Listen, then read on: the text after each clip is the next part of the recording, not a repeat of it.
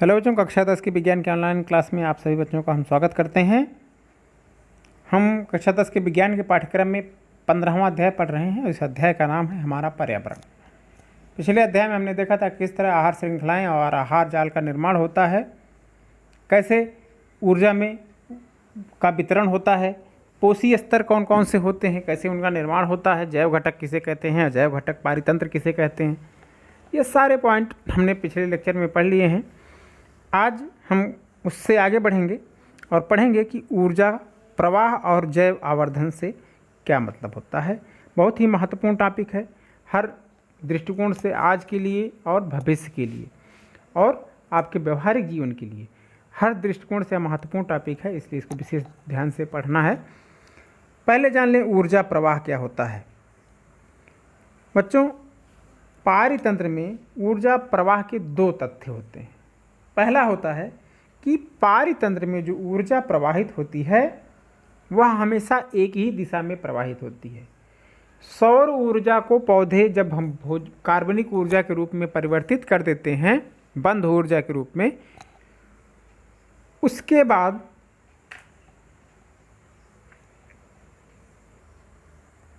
बाद वह कार्बनिक ऊर्जा कभी भी सौर ऊर्जा के रूप में रूपांतरित नहीं होती है। पहली बात कि यह ऊर्जा का जो प्रवाह होता है इस पारितंत्र में वह हमेशा एक ही दिशा में होता है। दूसरी बात है कि स्वपोषी जीवों द्वारा जो ऊर्जा ग्रहण की गई है वह ऊर्जा पुनः सौर ऊर्जा में परिवर्तित नहीं हो सकती है। तो ऊर्जा का प्रवाह हमेशा एक ही दिशा में होता है। हमारा दूसरा टॉपिक है जैव आवर्धन। क्या होता है? इंग्लिश में इसे कहते हैं बायोमैग्निफिकेशन।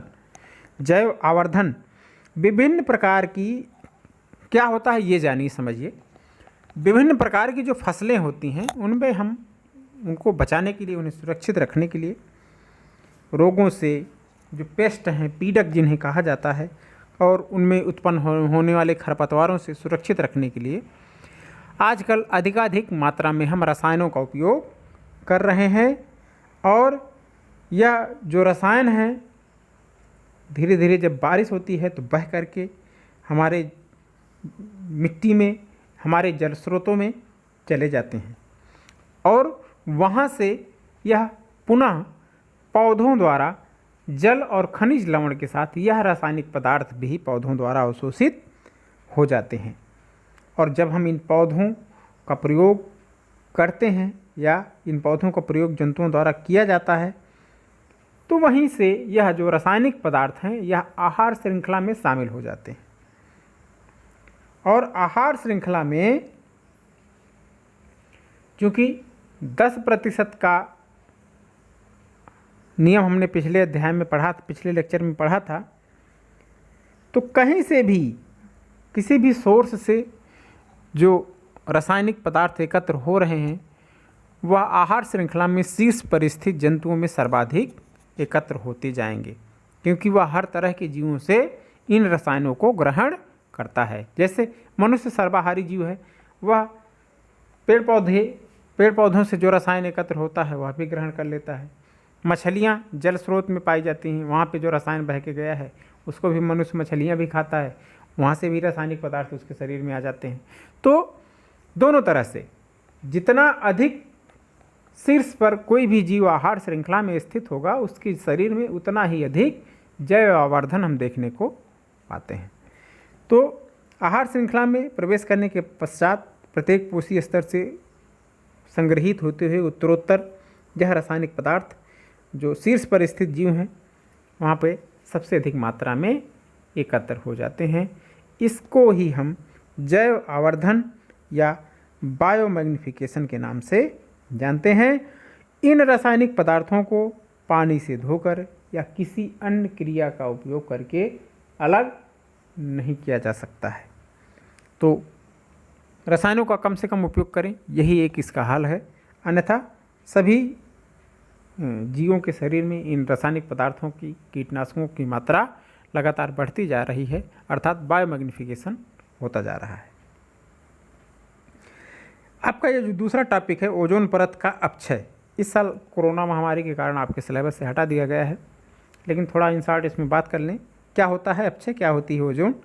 ओजोन ऑक्सीजन का जो अणु है, ऑक्सीजन का जो परमाणु है, उसके 3 परमाणुओं के जुड़ने से ओजोन का अणु बनता है।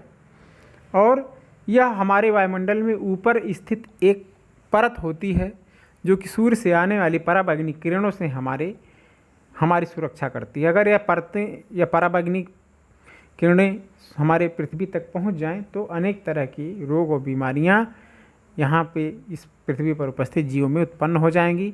मनुष्य में त्वचा कैंसर सबसे भयानक समस्या उत्पन्न होती है पराबैंगनी किरणों के द्वारा। और वायुमंडल में यह ओजोन तैयार कैसे होती है, यह समझें।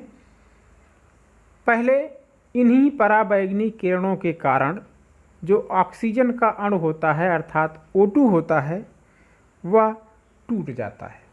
पराबैंगनी किरणों के प्रभाव में आकर O2 वह टूट जाता है और 2 ऑक्सीजन के परमाणुओं का निर्माण करता है। अब यह स्वतंत्र ऑक्सीजन परमाणु चूंकि सक्रिय होता है तो यह फिर सहसंयोजी बंध बनाने के लिए किसी ऑक्सीजन के अणु के साथ जुड़ जाता है। इस तरह ऑक्सीजन के 3 परमाणु एक साथ हमें दिखाई देते हैं और इसे हम ओजोन का अणु कहते हैं। तो इस तरह ओजोन के अणुओं का निर्माण होता है और यह क्या उपयोग करती है, कहाँ पाई जाती है, हमने देख लिया।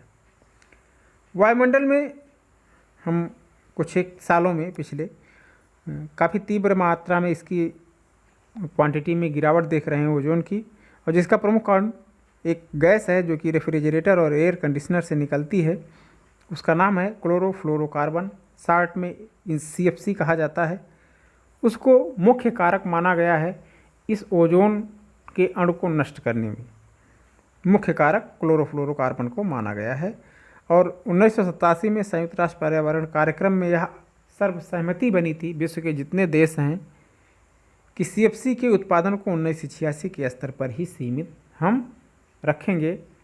मतलब और रेफ्रिजरेटर और एयर कंडीशनर भले ही बनाए, लेकिन उससे उत्सर्जित होने वाली जो CFC है उसकी मात्रा पे हम नियंत्रण रखेंगे। लेकिन कहाँ तक हुआ, कैसे हुआ, ये आप सब जान रहे हैं। उसके बाद यह टॉपिक आपके सिलेबस से हटाया गया है, लेकिन हमने इन शॉर्ट बता दिया, कोई बहुत महत्वपूर्ण नहीं है याद करना इस साल। अगला हमारा टॉपिक है कचरा प्रबंधन। हमारे पर्यावरण में कुछ ऐसे पदार्थ होते हैं जो कि जैव प्रक्रम में विघटित हो जाते हैं, मतलब उनको हम फेंक देते हैं तो वो सड़ जाते हैं, जिसे हम जैविक रूप से विघटित होना कहते हैं, जो कि जीवाणुओं द्वारा यह क्रिया की जाती है, कवकों द्वारा की जाती है, जो अपघटक या अपमार्जक होते हैं उनके द्वारा ये क्रियाएँ की जाती हैं। तो यह जो क्रिया है, इस क्रिया के द्वारा अपघटित होने वाले पदार्थों को हम जैव निम्नकरणीय पदार्थ कहते हैं। ऐसे पदार्थ जो पर्यावरण में खुला छोड़ देने पे नष्ट हो जाते हैं, उन्हें हम जैव निम्नकरणीय पदार्थ कहते हैं। लेकिन ऐसे पदार्थ जो इन जैव प्रक्रमों द्वारा आसानी से विघटित नहीं होते हैं, ऐसे पदार्थों को अजैव निम्नकरणीय पदार्थ कहते हैं।